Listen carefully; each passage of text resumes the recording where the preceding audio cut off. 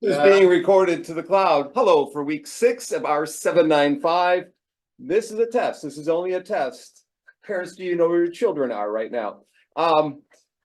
We have a few people in the room. Oh, actually, we have a lot of people. 1, 2, 3, 4, 5, 6, 7, 8, 9, 10. Maybe someone behind you. Yeah. And a new friend from Taiwan. And a new friend. Okay, good thing I have 10 handouts. We have Luke online. We have Alicia's online, Katie, and we have Zihang online. So we'll have a hybrid class today. This will be 3-part. The first part will be Zihang presenting on AI tools for writing and dissertation writing in particular, but any writing. We all can learn from that. The second part, I'll be going through 25 examples of people who have finished their dissertations and faced either difficulties or significant decisions which enhanced or helped them to get through their dissertation. I thought by telling stories, quick stories, there's nothing elaborate, you could all learn 1 or 2 things that you could maybe avoid in your own writing, in particular your dissertation writing. The third thing I'll get into, it will be, we gotta let Ed in here. The third part, I'll be going through some writing tips on publishing that some of the EDD students heard me already and they can depart. And I think Chen was in that session as well. And if you have heard that before, you can just depart. If you haven't, you might want to stay. It's to help people, select journals and things like that, avoid predatory journals and things like that. So 3-part, first part again, will be getting on camera with me. The second part will be, the first part will be Zihang and the AI tools, which you just sent me the slides and I browsed them. I sent them all to you. I sent you a PDF of my slides for the second part. And then the third part you've gotten previously and everything is in Dropbox. Next week on Tuesday, we have Adam Mills from the Human Subjects Office coming to us at 6 o'clock and hopefully addressing your concerns, your problems, and any research questions. It doesn't have to be dissertation related. It can be anything that you're currently facing and interested in doing, or just some issues about paperwork and filing. He'll answer all those questions. I asked him not to do the full formal presentation that he normally does, the historical one, just to give us the most important points of that. So he'll do that. He did that last time. And then he'll answer those questions. And we have Ana Paula Carrera from Ohio State, an alum of our program, coming in the next second hour on Tuesday to talk about her career and for you to ask questions about your dissertations or your projects, and she will give you advices.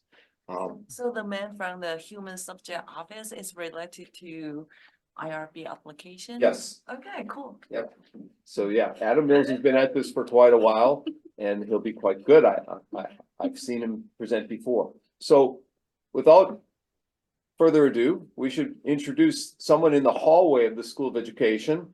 It looks like she's waiting in the hallway of the School of Education, but she's actually not. She's in Richmond, Indiana, at IU East, and is part of our UITS department or program, University Information Technology Services, where the dean was working before as the vice president of learning technologies, and now Ann Lefwich is working there as the vice president of learning technologies, former chair of IST. So UITS is got the funds and got a lot of initiatives going on for new technologies in education. And so Zihang has been award-winning person within UITS last year. She won a big award. If you want to tell us what that was. She also finished her dissertation about 20 months ago. She went through commencement in May of 2022. And she gave a very emotional dissertation defense where she thanked her grandfather. She had promised she would finish and he had passed away. And very emotional for everyone in the room. I was so happy and proud to see her complete this. And so was her son. So Zihang, before you start, you want to remind me what the award was that you got a year ago?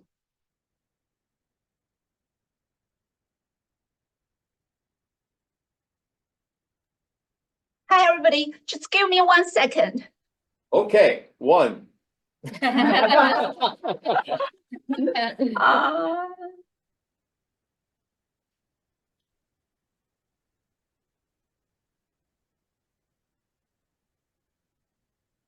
Okay, I got the information. It's called Outstanding Staff Mentor Award. 1, 2, 3. Hi, everybody. Can I do a brief self-introduction before I start? Please, yes. Hi, everybody. My name is Zihang. I'm the senior instructional technology consultant and data scientist and the learning technologies unit and IU UX. It's my honor to be here today to talk to you, this bright group of PhD and EDD students. As Dr. Bonk said, I got my PhD in 2022, April, May, and then 2022, August, I started to take courses at IU Kelly School of Business. So by next summer, I'm going to get my MSBA, the business degree from Kelly. That would be a turning point, I think, for me. So I would be looking for new opportunities after I graduated from Kelly. Okay, so here, what else I wanted to share with you? Okay, my job. So as I said, I'm the senior consultant here. So I offer faculty workshops on different things like accessibility, DEI, what's that? Online learning, online course design, using AI tools in their teaching.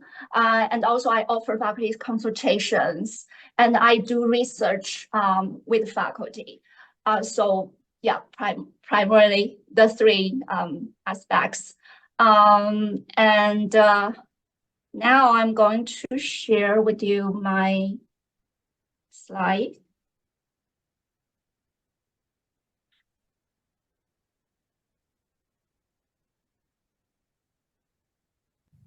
Okay, can you hear? Can you see the slide? Yes. And Zihang, so what you Yes. just basically said there is that you have all these talents and any of these people in the room can contact you and ask you questions after this, right? Oh, I was going to say this at the end of my session. I thought so. Thank you can do for that. the reminder. So yeah, feel free to contact me by email or you can find me on LinkedIn. And then I would be happy to talk to you. Okay. And we can arrange for a time in Bloomington. She comes down a lot. We'll arrange a get together. Yes, I go back to Bloomington a lot. And then I think this coming April, I'm going to, I think that I will go back to Bloomington for the statewide IT conference and my staff meetings. Okay. I know what some of you might be thinking. How can AI actually help in my research? Well, today I'm here to show you how AI is not just a tool for tech experts, but a good friend for researchers.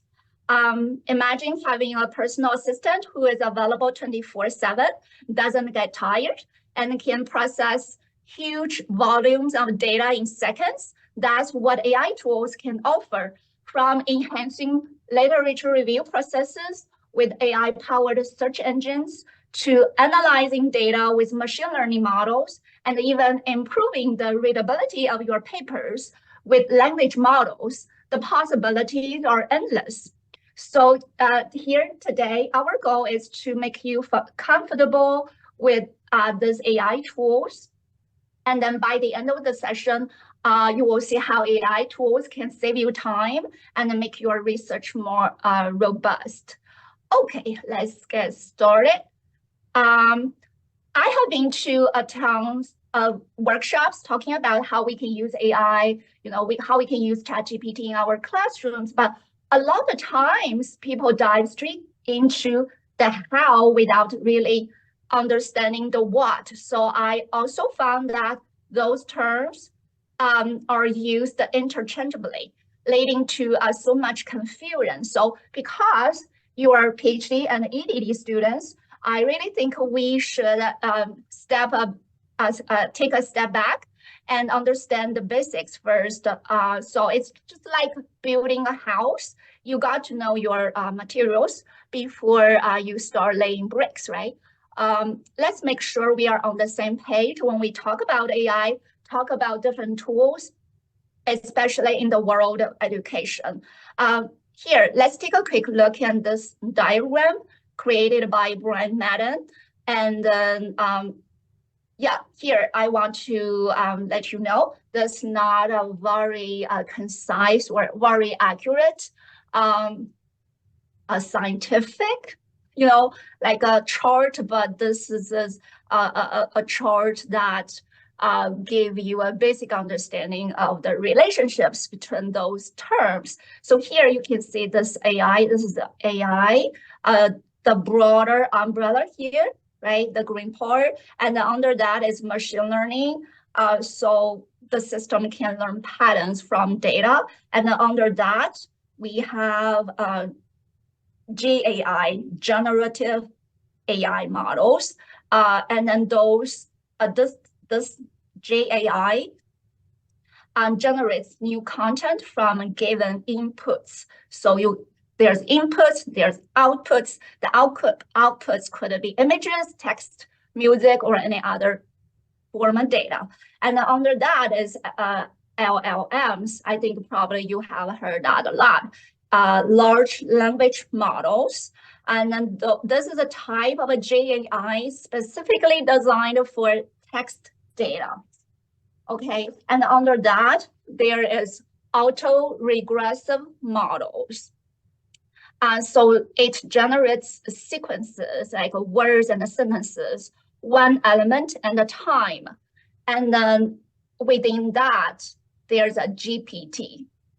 We talk about GPT, ChatGPT a lot. Who knows what GPT stands for? Does anyone know? Okay, go ahead. Jeff knows. GPD. Oh, good. What does it stand for? It stands for Generative processing. yes. It's by how to say that? Generated, Yeah.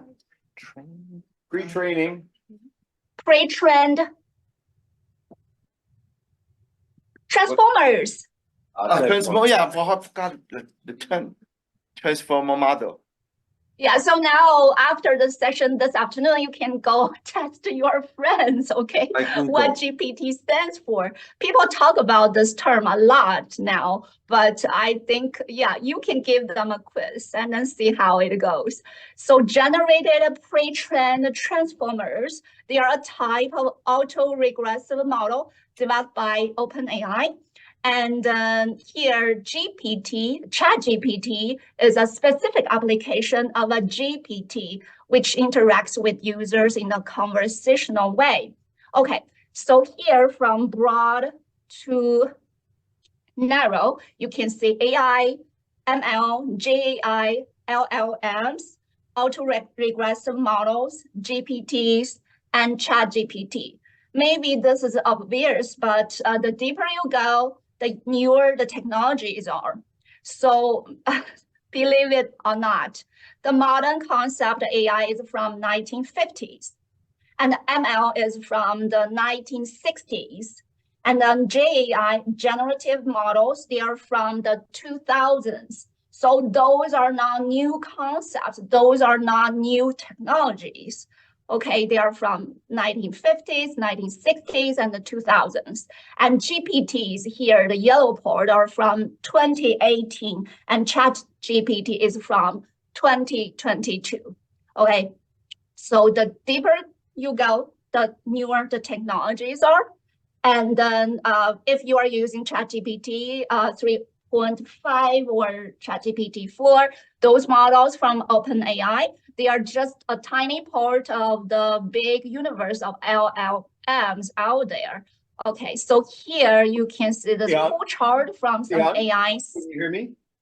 Yes, Okay, I want to pause for a second and just say, I'm gonna be handing out note cards to everybody in this room, and people remotely can just do the same things remotely. On the note card, I want you to write down questions for Zihang.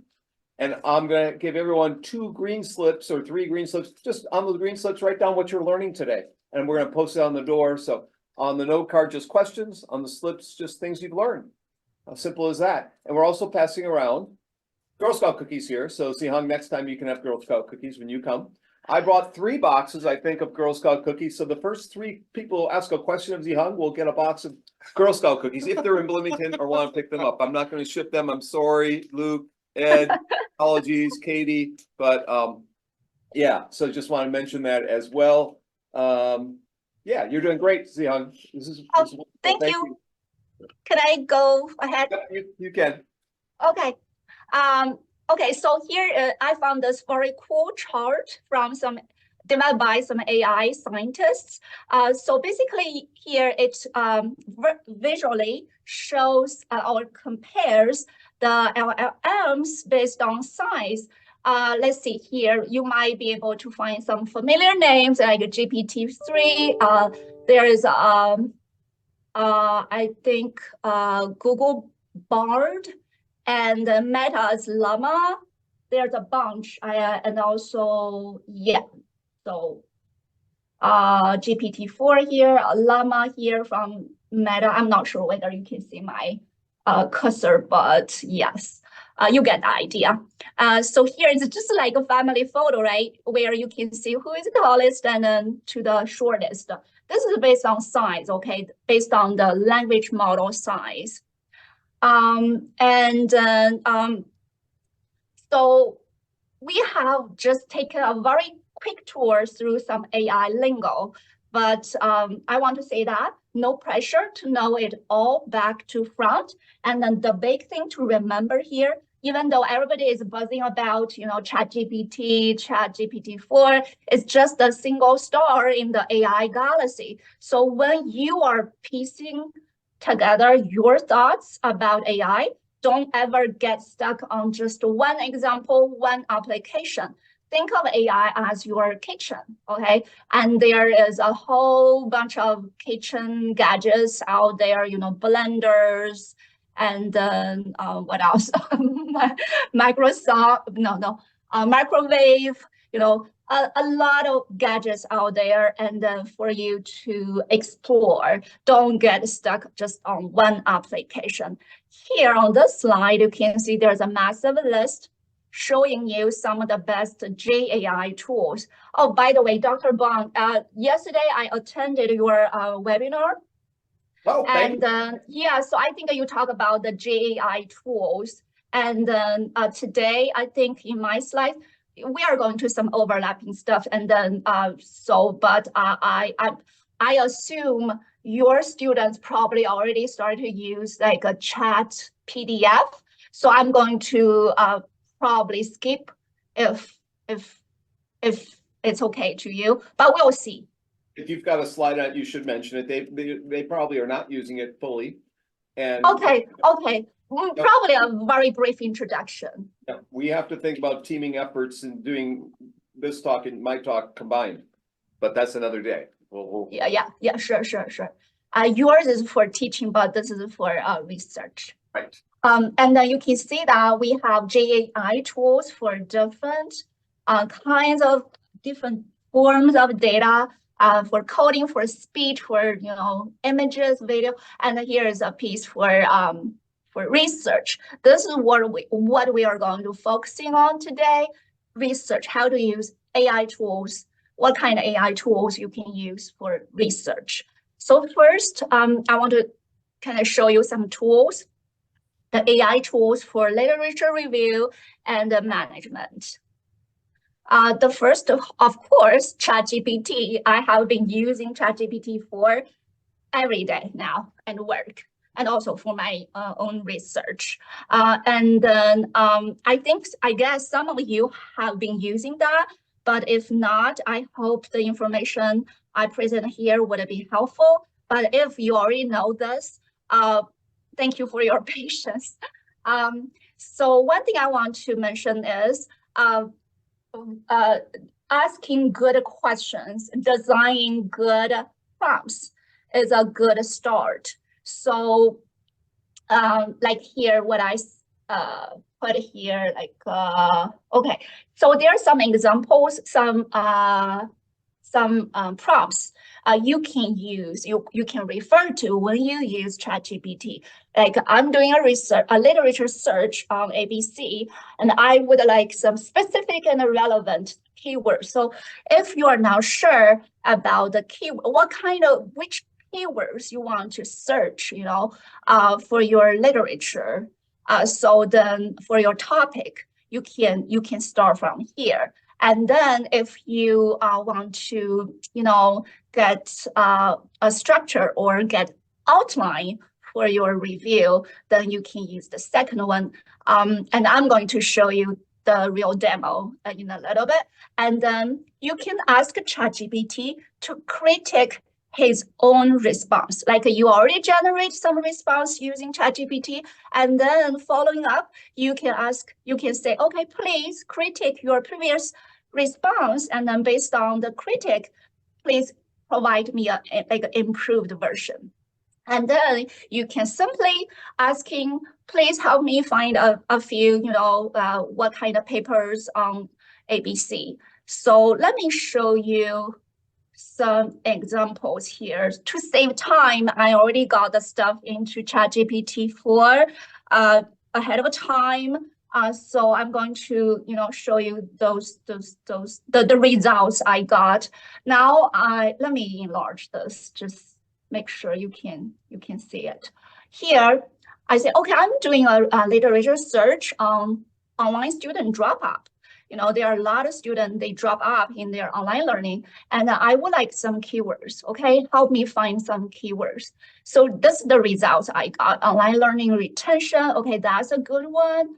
And then also you can see the explanation, the description of these keywords. And then dropout rates, yeah, probably I can find the data using these keywords. The VLE, MOOC, yes, a lot of people doing research. I think Dr. Bonk and his students have a bunch of studies on this, like MOOC students, online students, they drop out. Why? Okay, and then withdraw is another word. So online learning performance, motivation, they lost the motivation, so they drop out. And then barriers, so you get the idea, right? And then if you want assistant to help you expand your, to give you some new ideas about keywords, you can type this prompt. And then next example, I'm doing a research on micro credentials. By the way, that's the keyword for my dissertation.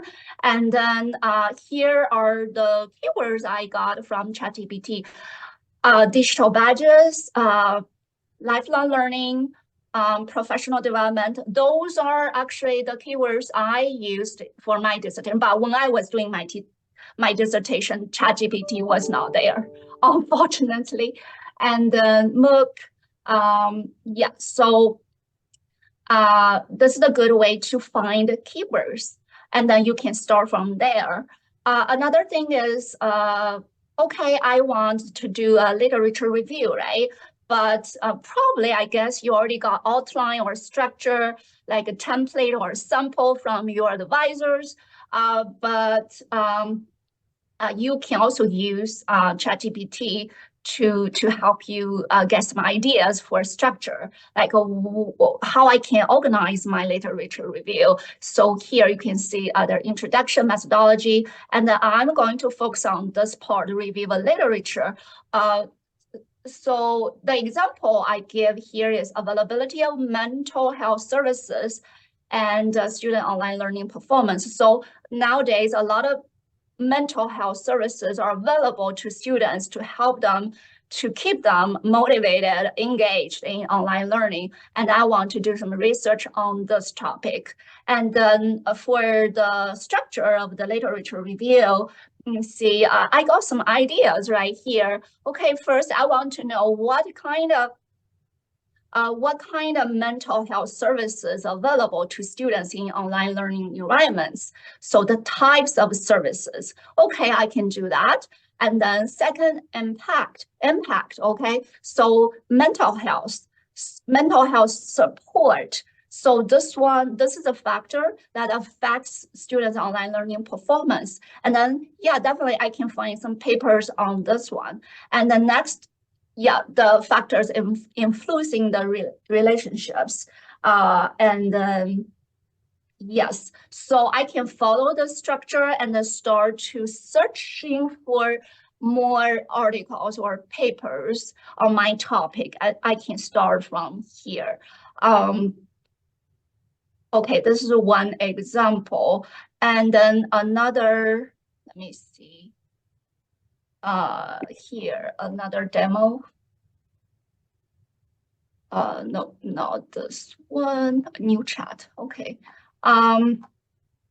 So now I asked ChatGPT, please help me find a few papers describing the range of mental health services provided in the online learning settings. And then this is what I got, the 3 papers I got. And then I have no idea, what kind of mental health services available for online students. And then I can probably start to read the 3 papers, but no, maybe the 3 papers are not that good. Maybe they are not very relevant. And then I asked ChatGPT to please critique your previous response. And then based on critique and then provide me like a better version response. And here it did a critique on the previous response. And then this is the improved version. Okay, the first study, what is about this is summary, and then what's the significance in practical way, and then the second paper, the third paper. And now I have a pretty good idea by reading this response, and I can go from there. Okay, so let me go back to my slide. Those are the examples, or those are the prompts you can use. You can test it in your ChatGPT. And then the next one is called Microsoft Copilot. So why I want to mention that? Because it's free for IU faculty and staff members. I think the basic feature should be available for IU students, but students don't have the advanced features yet. But if you are EDD students and then you work for another higher ed institution, and then you probably might have this available for you. It's totally free, and Dr. Bonk is free for you, and then you have all the very advanced features here, and then some might pilot for the experiment. I'm in the experiment. Yeah. So some of my colleagues, the faculty member, they said they do like it very much. And then so like the ChatGPT I showed you, it's $20 per month, but the Copilot is totally free. And I'm not going to do demo here, but I just want to let you know it's available, and then you can consider using it. Give it a try. Yeah, the next one, show us one thing in there. What? One thing. Just show us one thing in Copilot. Copilot. Oh, there's a notebook. So I think in ChatGPT you don't have notebook available, right? But in Copilot, you have a notebook for you. You can just put all the notes together and then save it, and then you can export it. If you can download it. Okay, that's one thing. Show us one more. One more. I haven't used it. I haven't used it for. Oh, there are different styles. See the conversation style. You can select like a more creative, more balanced, or more precise. So there are 3 kind of styles you can generate. Great, thank you. Okay, sure. Okay, the next one is Semantic Scholar. This one is very popular right now in the among researchers. And then let me go to the slide. Oh no, the site. It's called Semantic Scholar. And then you can see that here, search over 214 million papers from all fields of science. And then let's just, have take a quick look in the features here. So basically, you can use this to find papers and also to read papers.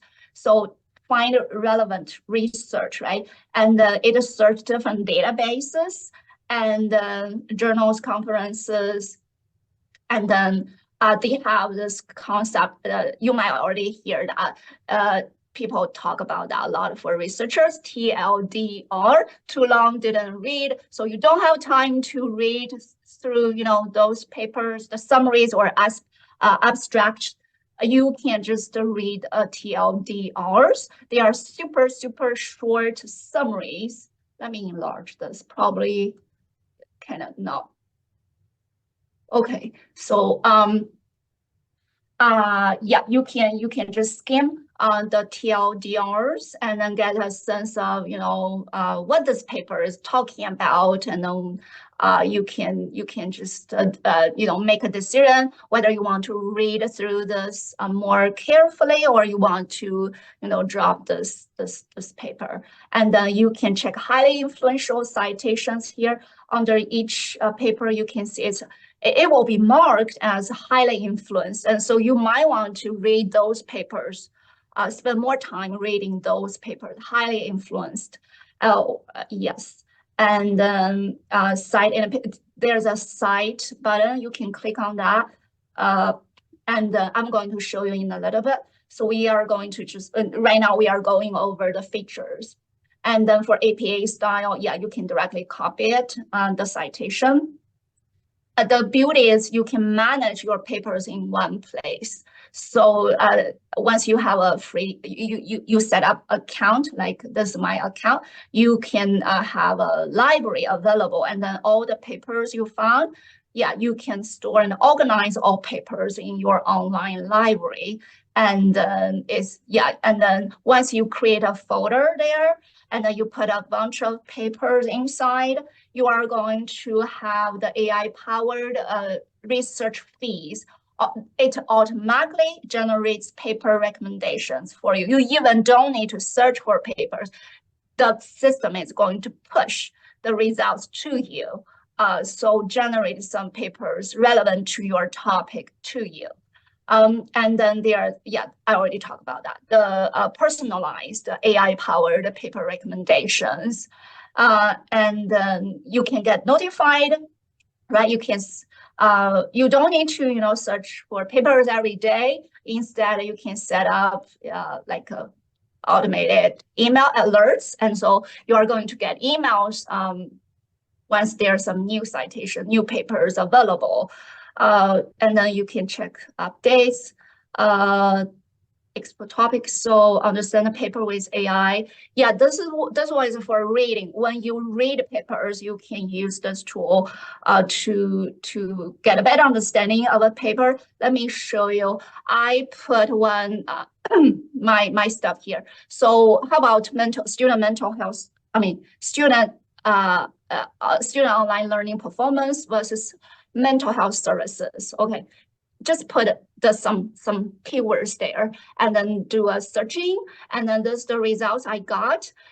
Here you can see, okay, probably I want to see papers in education only, and then okay, yeah, fewer papers here, and then if I want to do maybe in business, so you can select the field of study, and then data. Okay, I want see papers only last 5 years, not that newer papers, and then I want papers having PDFs available. I can directly download the PDFs. Okay, and for author, you can select specific authors, and then you can select specific journals or conferences. And then here you can also sort by different criteria. And then there's a longer version, there's a shorter version. Here is a shorter, and then here is a longer. As I said earlier, there's a TLDR, and then you can quickly see, this is the original abstract of the paper. It's kind of, pretty long, right? And then, for your literature review, if you're searching for papers and then there are a lot for you to read, you might want to just take a look at TLDR, very, very super short summary, and then you make a quick decision whether you want to read this paper or not. Okay, so PDF, publish, and then here is the citation feature. You click on that. For us, APA style is required, so you can directly find this, and you can put it in EndNote, you can copy it. Very neat, very convenient. Let me see. Okay, so and another thing is this is totally free. Semantic Scholar is very popular now because part of the reason it's totally free. There's no paid version right now. I think so. It's changing every day. So let me see. Yeah, there's no pricing. Yeah, it's totally free. And you might want to, give it a try and see how you want to use it for searching and then reading papers. Next one is research. Can I ask a quick question real quick?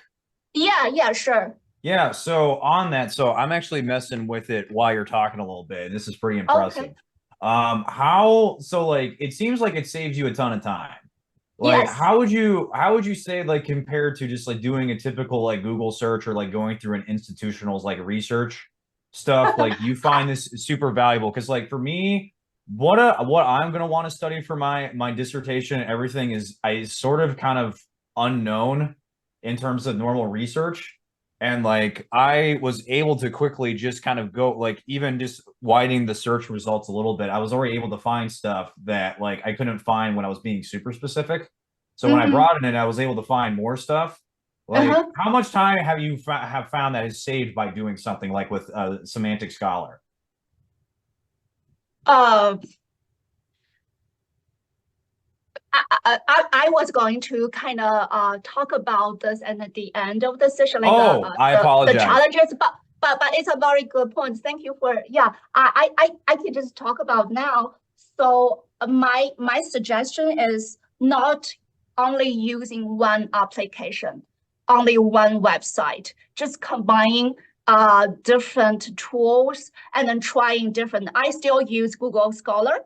I haven't abandoned that, so I use that, and I use Semantic Scholar to search for, to give me some ideas. Make sure I covered. I read the very like a highly influential papers. So so I think. That's one common question for student doing literature review. I think eventually you are going to get to that point, like you are not going to get some good new ideas through reading more papers. Then you can stop. Make sense? Yes, thank you. And I think Sure. Luke has to leave early because he's at work. Is that right, Luke? I do need to leave in about, I can skip like 10 minutes. But that's fine. No, I can hang out for a little longer. It's being recorded, so you can watch the recording later. So it's good that you asked the question now. Does anyone else have a question so far? By the way, look, so I knew somebody is going to ask your question, so I got the slide prepared. So, I just find like what I'm particularly looking into studying is like a sort of, just like I said, an unknown topic. And like what I found when trying to find quality articles, it's just been relatively difficult to do so because like mine specifically is focusing on like training and onboarding. And like finding places that actually talk about training and onboarding in like a specific setting. So like for me, I'm trying to focus on education. Being able to find something that actually narrows down like actual information that I can use to like back up points for my literature reviews has been sort of hard. And I'm like using a lot of it for my own experience from like doing some of it, but like even then that's obviously not enough. But like I literally just typed in just for context for those of you at home, I just typed in training and onboarding processes on Semantic Scholar, and I was instantly able to find something that had to do with education, but then there was also other ones that had to do with other different institutions. So because when I try to type in specifically, it didn't come up with anything. So it was interesting to kind of nail it down a little bit and get some results. Yeah, as I said, I don't rely on one website or one tool. I always go, I start with Google Scholar because IU has the a good version of that, I think, through IU libraries. And then I go to Semantic Scholar and see whether there's something I missed. So just combining all I gotcha. Yeah, it's funny you bring that up because I've used the IU library for like what I'm trying to look up and like this stuff before, and like I find zero. I find like squat. So that's why I find this interesting you say that, because it's just like I use what's been given to me. And what do I find? I don't want to say nothing because there's probably something in there, but nothing that's clear enough from like the surface level, because that's why I'm kind of liking what I'm seeing here. Yeah, so as there's another thing, you might want to change your keywords when you search for stuff. As I said, you put like a prompt into ChatGPT and see what kind of keywords it generates for you. And you might want I was gonna do that later. I haven't done that yet, but yeah, that's on my list. Yeah, sometimes my observation is when I change my keywords, it generates different kind of results. Okay. Thank you. I apologize for disrupting your flow. I know how that feels, but but thank you. I appreciate you answering my question. Sure. Good questions. The area of onboarding might be an area that doesn't have a lot of research attention so far. And that could be partly the case that if you're picking up 1 and 2 different studies, it's not as rich a field, and it may have been called with something different 10 years ago when the research was done. The word onboarding has become very popular in the last few years in the corporate settings, but they might have been doing similar things and having similar kinds of studies just under different kind of acronyms or names. So that's one thing. And Jeff had his hand up here. Jeff's visiting from Taiwan with his wife's an alum of IU, and he thought he'd pop in and check this out. So Jeff, did you have a suggestion? I actually have a more question about the GPT, since I just done my I just published my journal on education, medical education online, and the paper I use GPT helped me a lot actually. And in my experience, especially GPT, when you search the something like an academic paper, they will give you a fake result. Yes. They give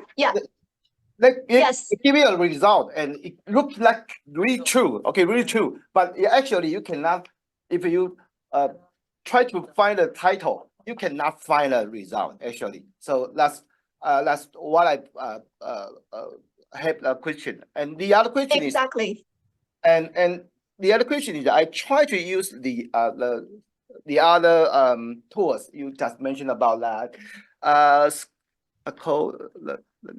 The question Semantic Scholar, yeah. And actually I tried to find my paper, my open access paper. I tried to find my open 2 years ago, because all my paper is open access, so it's already 2 years ago, and but I cannot find it. I use the gamification. So that's one I'm thinking about. So would you try to use how many tools you will use when you do the lecture research? Then we find the result make you feel enough. Oh, I wouldn't. There's like a definite number, but I would say I would try on different 3 to 5 tools to help me. Once you get started, say first I go to Google Scholar, right, through IU libraries, and then got some ideas, got some seed papers, some highly influential papers. Once you read more, you are going to, find more papers, and then through the citations, and I go to another tool to try to find, okay, maybe there's something I missed, and then, keep looking. And I think once you start reading and reading more, you will get some sense of, okay, this is enough. I think I got kind of pretty good idea of this topic. Okay, thanks. Okay, you can keep going. Okay, so I showed you ChatGPT, Microsoft Copilot, Semantic Scholar, and then this is another free, it's totally free tool. It's called Research Rabbit. A lot of people, researchers using it. It's a free citation-based mapping tool that focuses on the relationships between research works. So the beauty of this is the visualization part. It's a very quick, like I think 1 minute demo. I'm Yes. going to show Yes, yes. you. Can you hear it? Yes, it's a little Yeah. loud, but we can hear it. I can turn down the volume here. Okay.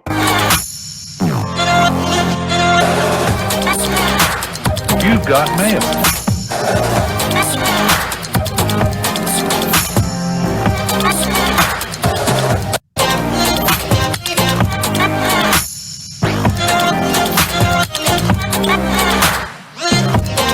So let me close this. So it's a very quick video, guy, but let me show you probably here. So the uniqueness or the beauty of this tool is it's visual. It can visualize the papers, like here for the Semantic Scholar, right, or Google Scholar. You just find a bunch of papers and you can read it. You all text data, right? But here this tool creates charts. You can see that right now.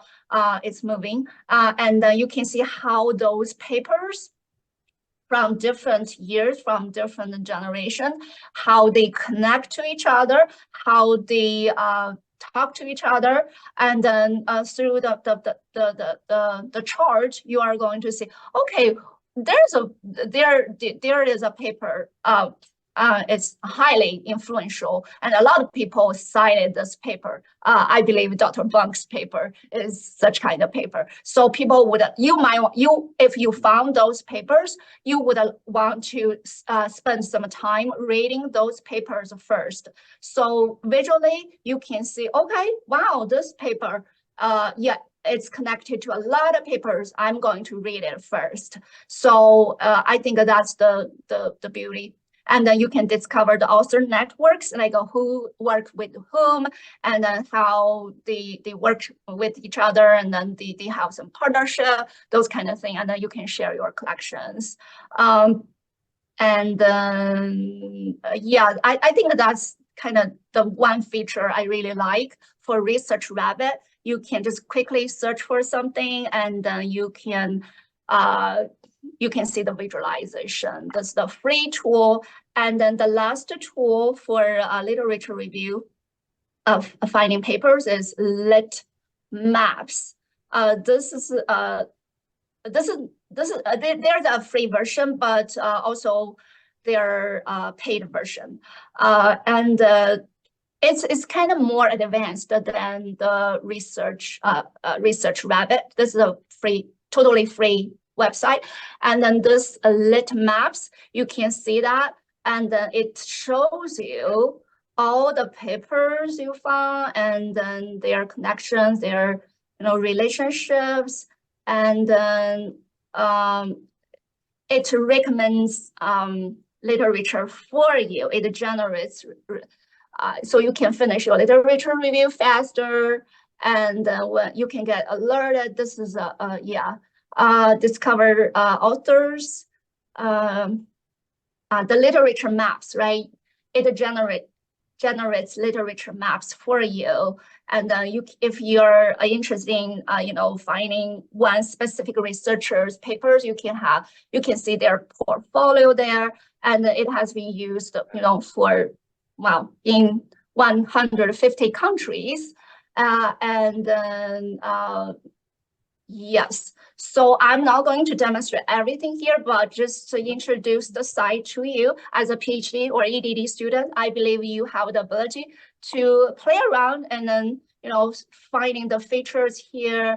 And this is another, I did a quick kind of demo earlier. So I was, for this specific paper, it generates the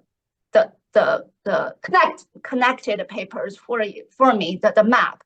And then I can see the seed article, I can see the cited papers. Yeah, it's pretty convenient. And then back to my slide. So for the free version of Lit Maps, it's just 100 articles and one Lit Map. So if you want more, it's $10 per month. And then if you have like a annual subscription, it's cheaper. I just want to put the information here. There's paid version. Okay, so this is about AI tools for finding papers. And next is AI tools for research reading. Now it's already 2:12, so I don't know how much time I have, but I want to quickly, kind of skim all the stuff here, so you have some ideas how you can use AI tools. So for reading, I want you to show everything, but some might be a little quicker than others.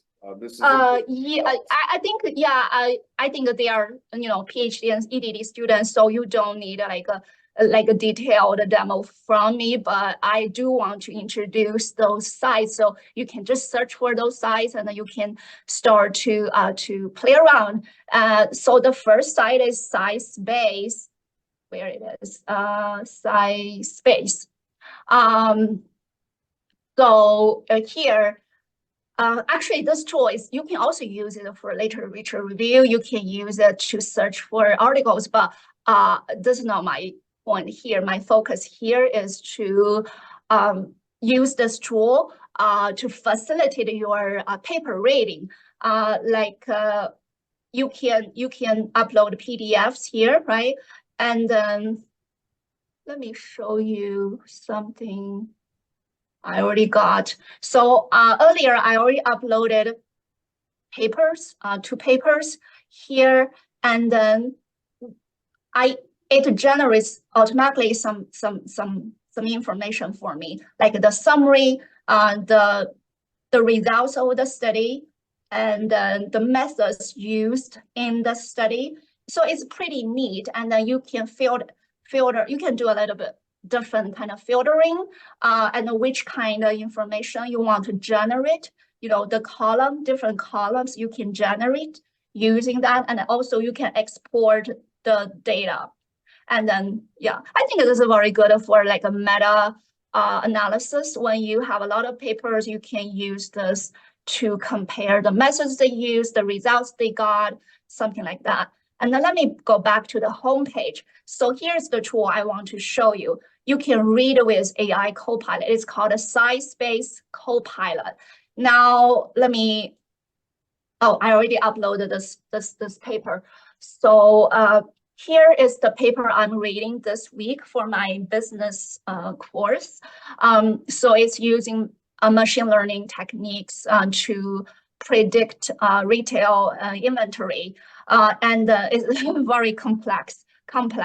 So and a lot of things I need help for my reading.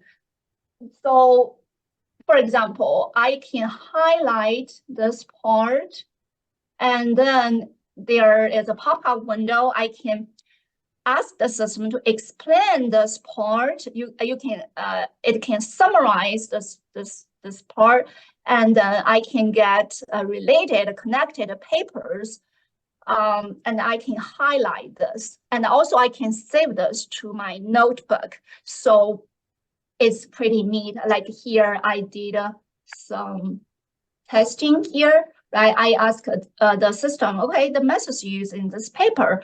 Okay, this is the result I got, and then I highlight this part, asking the system to explain.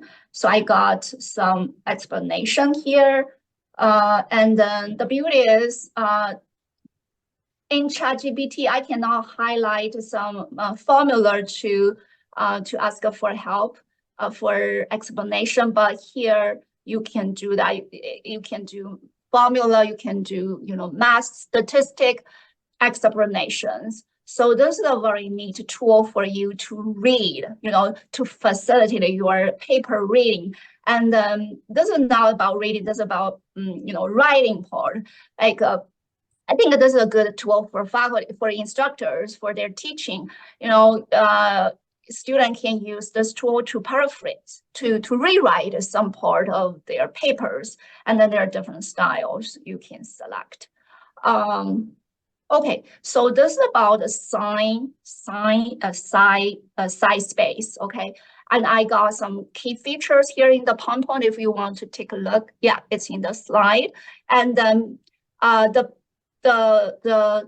reading part, the Copilot, is totally free, it's $0. But if you want more, if you want to talk to the system more, get more precise answers, yeah, it's paid version. You have to pay for that. And then the next one is called Explain Paper. There's another tool people have been using. Explain Paper is, I think it's free. Yeah, it's free. I mean, there's a free version, there's a paid version. So one beauty I want to show you is, so again, this is the same paper I showed you. I uploaded to this website. And then here, let me show you. I highlight this part. I don't know. I cannot understand this part, okay? I want the system to explain that to me. So when you highlight this, notice on the right side, there are different level of comprehension. Like, see, I can ask the system to explain this part to a 5-year-old. Okay, I have a 10-year-old boy, but yeah, I think this is pretty neat. And you can select middle schooler. You don't have a 10-year-old boy. You've got a 25-year-old man in a 10-year-old's body.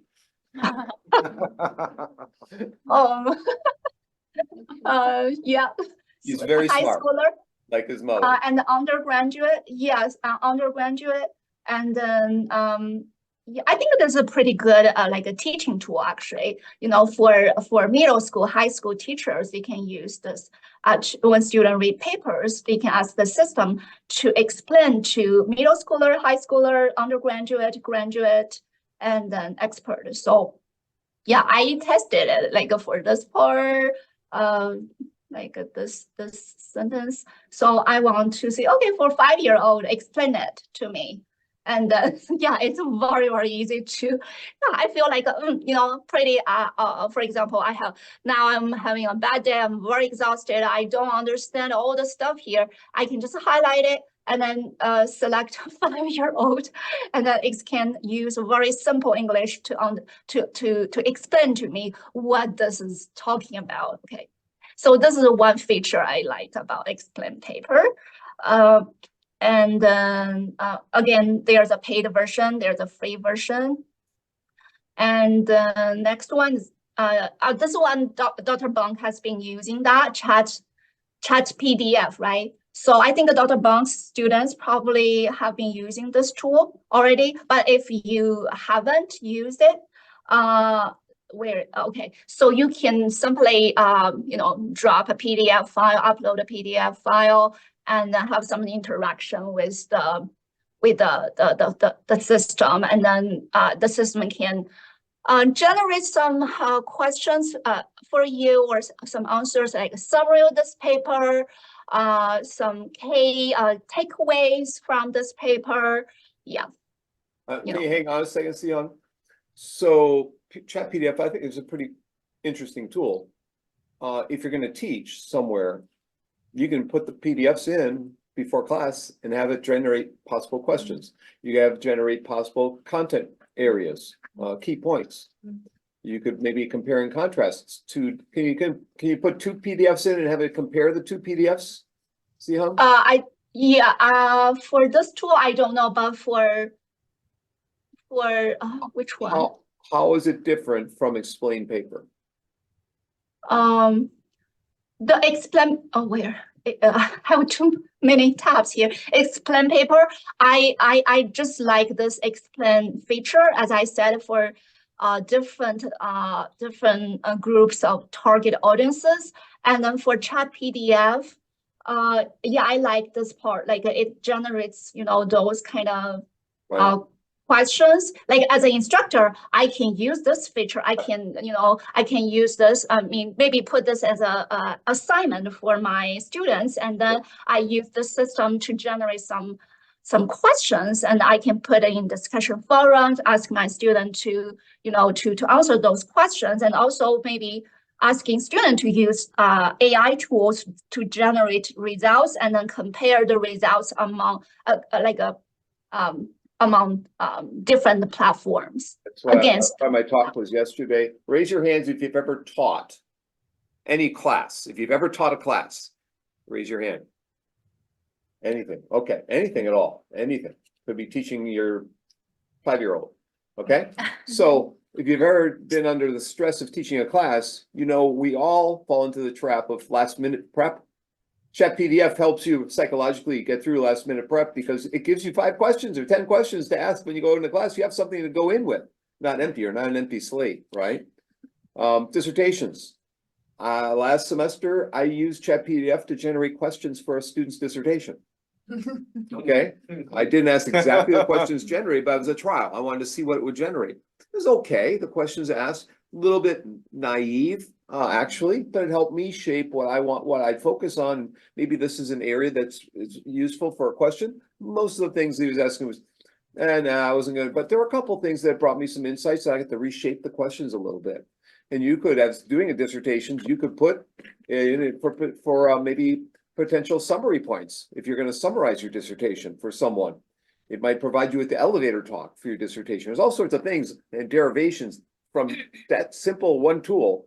And it's easy to use. It's darn easy, and there's so many things that are in PDF format nowadays, it could come in handy in all sorts of ways.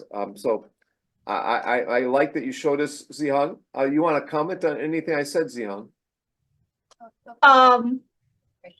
There's a question for Zihang or for me? I think Karen is raising her hand. Oh, Karen is raising her hand. Go ahead, Karen.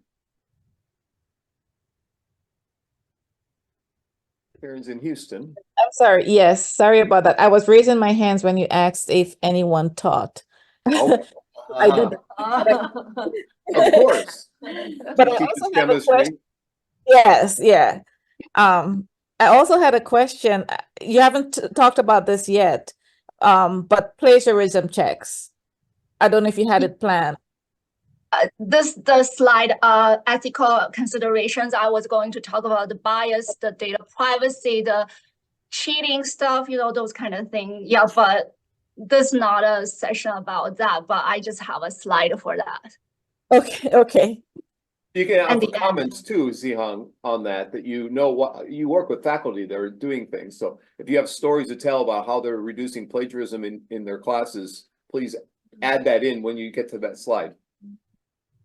A quick answer would be to redesign their assignments to avoid students using. I was actually asking it from my perspective, from as a PhD student, because I signed up on one. It's called plagiarismchecker.org, and I know that it's AI. And then I tried it out with my paper, but then after that, I was kind of concerned because I know with AI, you actually feed them the information. So then I don't know if later on it will come up as, I've plagiarized when it was my paper I'm checking. I'm just checking my paper. And I also didn't know if by putting my paper in there, I'm actually supplying information that's then going to be used later on searches from anybody else. I was just concerned about that. Yeah, you are. Just I want to share this with all people here. Everything you put into AI tools, those data, whatever you put there, would it be fed to the system, and it will so the data would be used to train the language models and then to generate future results. Question? Sung-hee has a So be question for you. careful. I think right now there's a IU guidelines for using AI stuff, and then a faculty and student have to be very careful using AI. Yeah, here acceptable uses of generative AI services in IU and precautions about using ChatGPT and IU, about Microsoft Copilot and IU. So and the AI detection tools. So those are on IU KB document, the website. You might want to check out those articles. Yeah, just take some precautions about the acceptable uses, how you are going to use your students' data, how you want to, yeah. So there are a lot of, discussions going on different kinds of uses of AI tools right now. We are not going to cover everything here. I think that it's an ongoing discussion, a debate, I think. So just to be careful when you use AI tools for anything, I think. So when I use ChatGPT, I always remove all the people's names, and then some students' data, very sensitive, like a FERPA, those kind of data. Yeah, and then just, yeah. So you have to do something before you use the AI tool. So Zihang, if you do come up with some resources related to plagiarism, just send to me and I can send them to everyone who's here. So Karen and everyone else will get them. So that would be... Yeah, sure. I mean, yeah, we are, I mean, IU is developing a guide for faculty right now, but yeah, it's not there yet. But one thing I want to share is so far as I know, all the AI detection tools are not perfect. They are not 100% accurate. Sometimes you didn't use, like AI tools for something. It's all your original work, but you put it into AI tools, and it would say, okay, 20%, copied from somewhere. It's not right. And then don't panic if you get that kind of data. So IU has been using turned in. It's called a turned in. There's an AI feature, and then faculty can use that feature for detection, like but IU intentionally disabled that AI feature because somebody did a bunch of research showing that the tool is not accurate at all and causing a lot of problems and confusions. So IU disabled that feature. And then when you try different, using different tools for detection, don't trust the systems 100%, and don't even try it. Are you talking about turn it in? Yeah, yes. Yeah, so I once entered, it flagged the paper I wrote as 20% plagiarized, and it basically was the references in one paper were the same references I used in another paper, and it was not plagiarism to use the same references. So, there's a lot of bugs in it. Sung-hee has a question here for a while, Zihang. Yes. Thank you.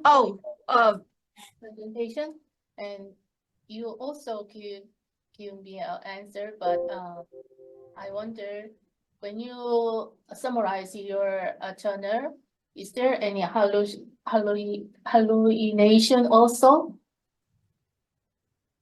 using AI tool? Dr. Bond, can you rephrase? I mean, there's He's asking about hallucinations, but with which tool?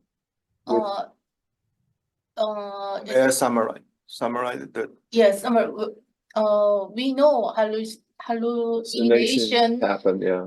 happened, but when you summarized Oh, yeah. So, journal, yeah, you also find the hallucination. yeah. Yeah. So our question is, are there hallucinations in chat PDF where you put a PDF in or put a document in that it's scanning?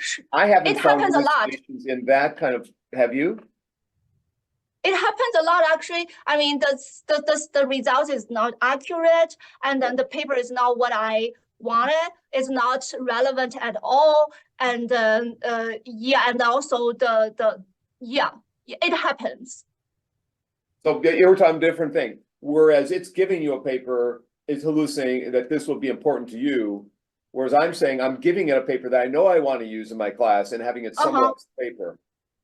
There's two different uses of the tool. It's pretty good when you find that paper you want, and then the system helps you to, like, for example, generate a summary or find out the methods used in this paper. It's pretty good. This feature, I mean, the technique is already very powerful. Yeah, so it depends on, if you're going randomly, then you're going to get a random space. If you're planful and select what you want to look at, you'll have more success. Let's see, Hung, we have about 10 minutes left before we need to get to the second part. Yeah, sure. Okay.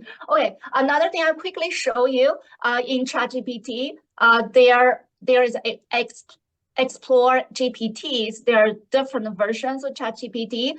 And, it's just like, think about it as a Apple Store. There are different applications based on ChatGPT models.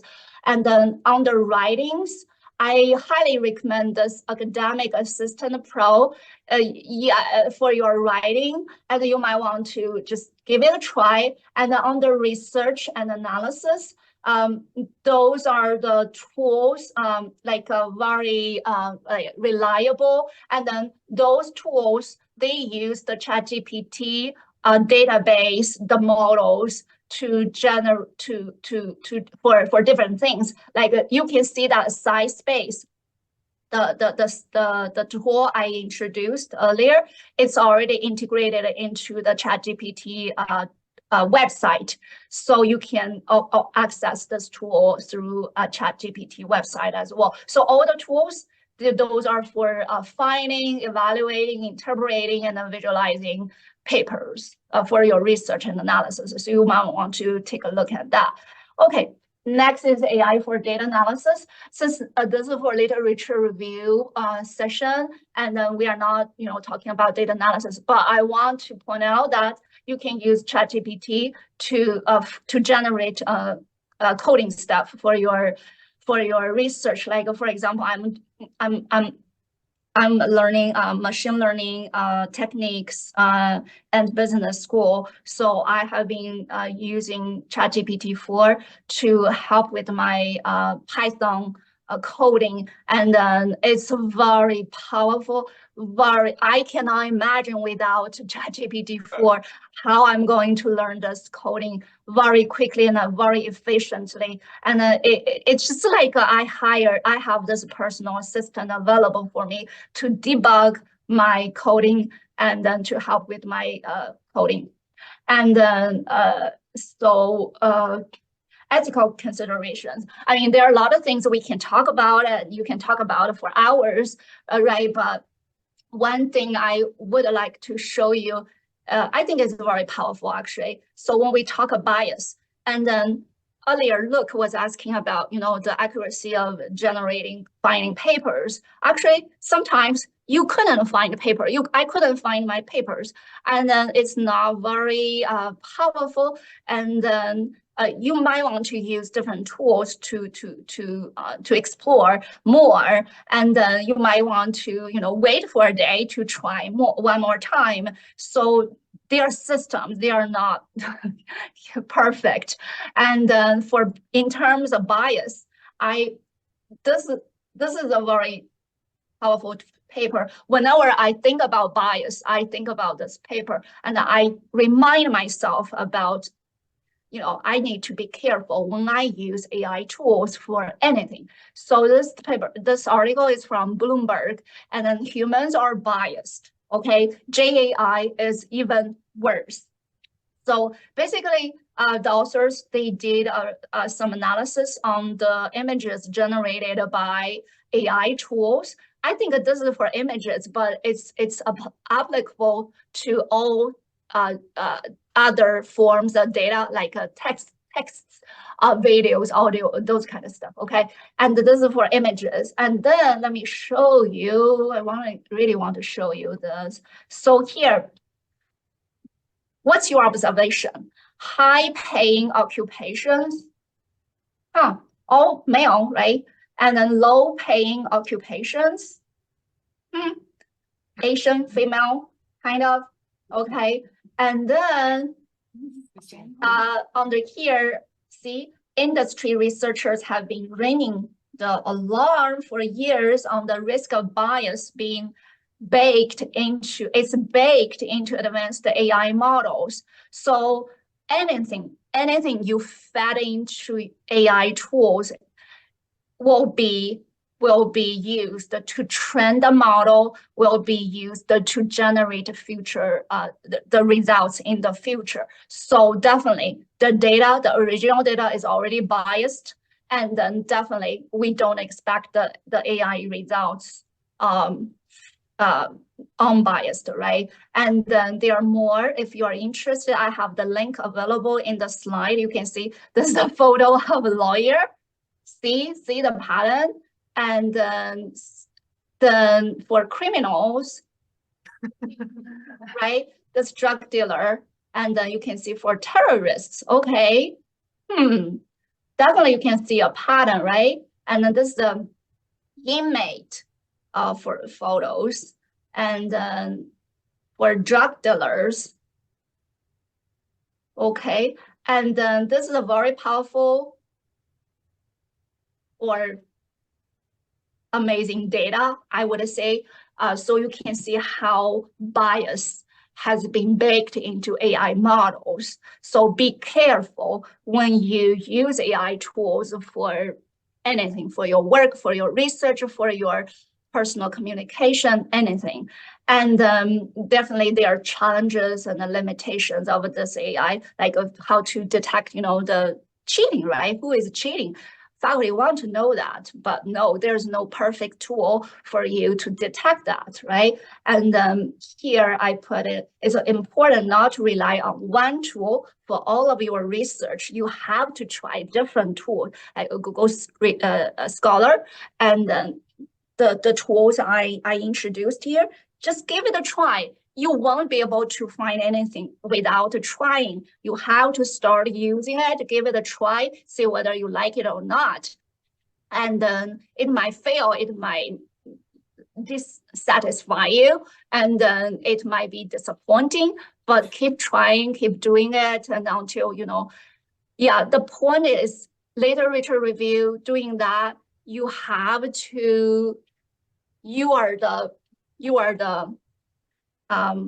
the actor here, right? And then you can use all available tools to facilitate your literature review, facilitate your reading. All the tools here, they are tools for you to use. You have to take the initiative to read the papers, to make decisions whether to use this papers, to cite this paper or not. And you have to think. The AI tools won't be able to replace your thinking. And then I use AI tool to generate this slide for thank you. And yes, let me stop sharing. Thank you, Zihang. Cannot hear you, Dr. Bonk. You're muted.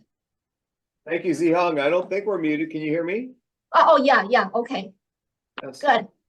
So, does anyone have a question for Zihang? Lena has a question. Actually, I have several questions, but I only pick up two. The first one, It's about Chat PDF and Chat GPT. So Chat GPT can also upload documents and ask questions. So in this regard, what is different between Chat GPT and Chat PDF? Personally, primarily I use ChatGPT. But Chat PDF is just a tool. It's kind of popular, so I want to introduce here. And also, Dr. Bunk included that tool that in his presentation. So I thought it's worth putting there.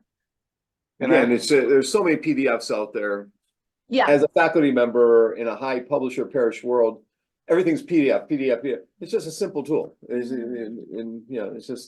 a very focused. It only has one primary application is taking these PDF documents and analyzing them, right? So the difference is ChatGPT is more of a general tool and do more things. Yeah. In the beginning, ChatGPT cannot accept PDF file. That's maybe why. Yeah, so at the first beginning, in that time, they made a Chat PDF. Because in the first time. So actually, I built up my Chat PDF in the last year, so I know how it to the baseline and the mechanism. So actually, it's used the semantic analyze, and so it's separate make a chunk, maybe 500 words, maybe 1,000 words. So if the chunks there's no fit semantic, then you cannot find the right answer, as you mentioned about that. Your second question. Yeah, my second question. With so many AI tools available here, how did you make your choice? And does that end up taking more of your time? As I said, you have to use it, right? And then once you use it for a while, then okay, what's the pros, cons, and then you can decide, okay, I don't like it, I'm going to drop it, and I'm going to try another new tool. As Dr. Bunk demonstrated yesterday, there are too many tools instructors can use. They won't be able to know which one is good for their teaching, which one is bad, until they start to use it. And then another thing I learned is I always do a quick searching online. So they already use those tools, and then they compare the different tools, like Semantic Scholar versus Google Scholar. And then they already wrote articles. Those articles are available online. You can find it. You can find them. So there's a comparison between those tools, and good size, bad size, and then you can decide which one you want to give it a try. That's good way. Thank you. I saw Alicia put her video on. Alicia, do you have a question? Okay. Thank you, Dr. Shao. So insightful speech. I learned a lot from you. And thanks, Dr. Bunk, organized such amazing seminar for us. I think that no matter AI tools or for literature review or reading are so powerful. But I also have a concerning that is how might, if we use AI tools in our research, will impact the publication and the peer review process in our submission to the academic journals, especially the top tier journals. So how much the editors can accept our AI tools used in our research process. Can you give us some of your ideas or suggestions? Thank you. I think probably Dr. Bunk is the best person who can answer this question. But one thing I want to share is just yesterday, actually, I read one thing, I don't know where, Chronicle of Higher Ed, or so people, actually editors, they have been having a discussion, like how they are going to identify, whether people, use the AI tools to generate something maybe not real, maybe fake, maybe, yeah. So they, among editors, they are having some concerns about it. And I read about that debate yesterday. Yeah, but people have no solutions right now. So Dr. Bunk, your ideas? Well, there has to be fair use and limited use. So we're talking about grammar, syntax, spelling, sentence extension, word, so it's basically, if you use it as a source, if you use it as a dictionary, if you use it as a grammar checker, the surface level, that's okay. That's okay. If you're using it to write anything more than, a sentence, or even a sentence, anything more than half a sentence, you're gonna have to cite it. Your use. So, if you're relying on it to make meaning within your paper, especially high level meaning, especially high level structuring your paper, then you're gonna have to cite the use of it. And just like when you have personal conversations with someone in the old days on the phone, personal conversation with Dr. Lair, when you put the date behind it. Well, there are ways now of as I mentioned yesterday in my talk, and every university is dealing with this. So some universities have taken a lead. Cornell is one. Take a look at Cornell, their teaching and learning center. They have a great report, how to use issues of plagiarism and all that, but they also have examples of how to use in physics, in math, in engineering, in law. They didn't have education in just across a number of disciplines, especially computer science. So not many of the ones I explored during the past week. South Carolina has a good one, but they didn't have examples. Northern Illinois is a good one, but they didn't have examples. But the Cornell one had examples, so it's most complete. It's a downloadable document. And it came out in 2023, so I mean relatively recent. There are variations in the examples. There's a free book with 101 pedagogical activities that was cross university based. People in the UK, people in Australia, in other parts of the world combined to produce this. This is quite fascinating.